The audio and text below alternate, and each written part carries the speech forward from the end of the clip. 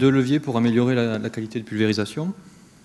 D'abord, dès le court terme, on peut mobiliser les connaissances obtenues sur la vigne artificielle et Vaspreviti pour améliorer les pratiques. À partir du parc de pulvérisateurs qui est en service, on peut déjà s'améliorer. Et sans doute un des exemples des résultats des travaux qui sont menés sur la vigne artificielle, c'est la rédaction de cette fiche de premier traitement qui a été réalisée en étroite collaboration avec les conseillers agroéquipement des chambres d'agriculture de l'Hérault, du Gard et des Pyrénées-Orientales.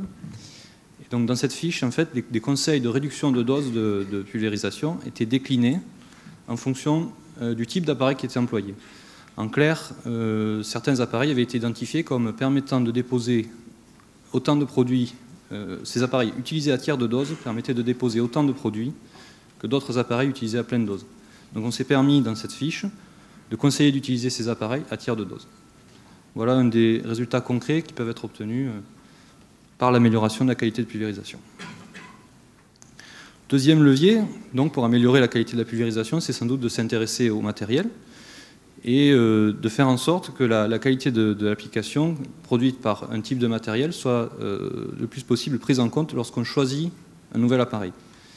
Donc c'est sans doute l'objectif qui est poursuivi par la commande de la DGAL qui a été faite à notre équipe de travail.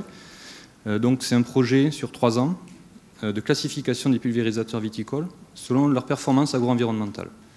Alors ce projet, c'est donc 30 pulvérisateurs à évaluer en 3 ans. Chaque pulvérisateur, chacun de ces 30 pulvérisateurs est évalué à 9 points de fonctionnement, 3 réglages et 3 stades végétatifs. Et puis ça comprend bien sûr la définition d'un cahier des charges précis, parce que évaluer une machine, il faut aussi avoir déterminé et bien fixer les règles, c'est-à-dire de quelle façon va-t-elle être réglée lorsqu'on va réaliser l'évaluation. Donc ça c'est un travail de méthodologie qui est en amont de ce projet. Donc ce projet est en cours. En 2014, 5 pulvérisateurs ont été évalués et on valorise également des évaluations qui avaient été conduites en 2013 sur 6 pulvérisateurs. Donc ces résultats nous ont permis de faire des premières propositions de méthode et de seuil. Et donc je vais développer ce point. Donc les résultats des évaluations de qualité de la pulvérisation, nous avons pris l'habitude de les représenter sous cette forme. 2 principaux critères en fait sont primordiaux à prendre en compte pour déterminer la qualité d'une pulvérisation. À la fois le niveau de dépôt de pulvérisation moyen que nous avons placé sur l'axe horizontal sur ce graphique, et également la variabilité des dépôts, l'homogénéité des dépôts au sein du couvert végétal. Donc ça, c'est l'axe représenté par l'axe vertical sur ce graphique. Et donc, si vous voulez, on va représenter la performance d'un pulvérisateur par un point sur ce graphique, et on va avoir les appareils les plus homogènes qui seront situés en haut sur ce plan, les appareils qui déposent le plus de produits situés à droite. Donc les meilleurs appareils sont en haut à droite. Et donc par exemple, vous voyez, avec 2 pulvérisateurs pris arbitrairement, on pourra observer une différence de dépôt et une différence d'homogénéité. Donc selon ce mode de représentation, on peut avoir une vue assez synthétique de l'ensemble des évaluations que nous avons conduites. En début de végétation, donc voilà l'ensemble des points de mesure réalisés avec les 11 pulvérisateurs que j'évoquais tout à l'heure. Alors la légende, donc vous voyez que les figurés, on n'aura peut-être pas le temps de rentrer trop dans les détails aujourd'hui.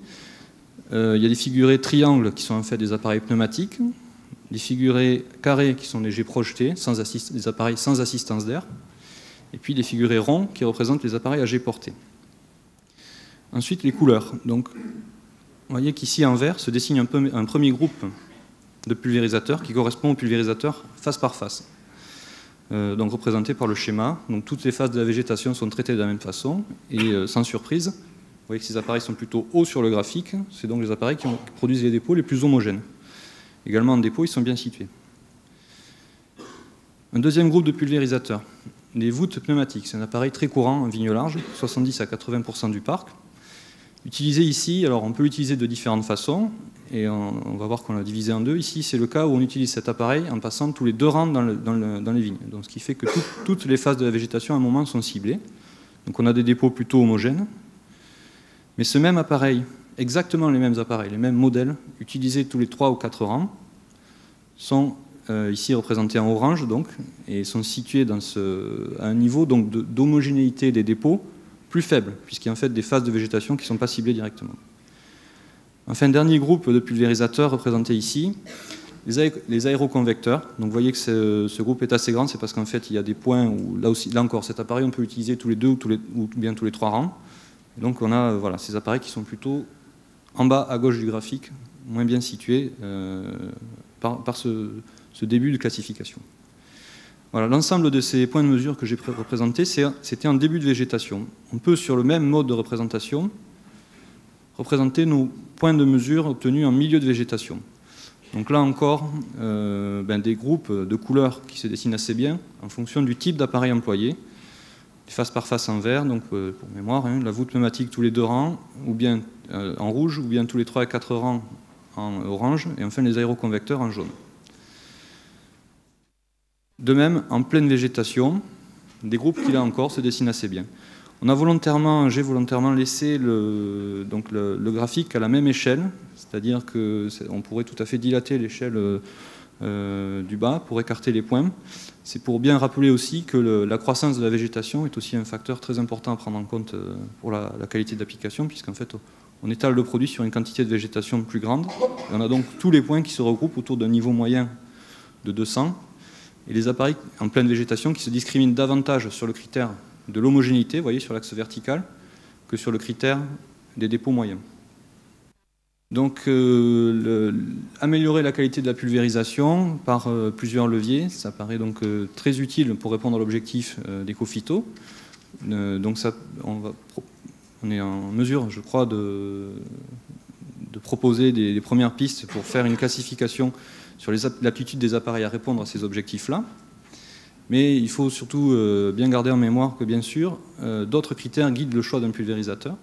Et donc, notamment, la facilité d'utilisation. Alors, je vais peut-être développer un peu. C'est la fiabilité du matériel, le débit de chantier, le coût de l'opération, sa fiabilité, la réactivité qu'on peut avoir quand on a face à une urgence pour traiter. Et puis également donc, un sujet qui prend de l'importance, qui est la capacité du matériel à limiter la dérive de pulvérisation, les produits qui sortent au-delà des limites de la parcelle. Et donc il paraît nécessaire de développer des méthodes simplifiées pour, là aussi, standardiser les mesures et les conditions d'évaluation de la dérive inhérente à chaque matériel, pour compléter et avoir une classification qui soit bien multicritère et qui prenne en compte l'ensemble des problèmes inhérents à la pulvérisation. Voilà. Donc je vous remercie pour votre attention et puis également nos partenaires constructeurs.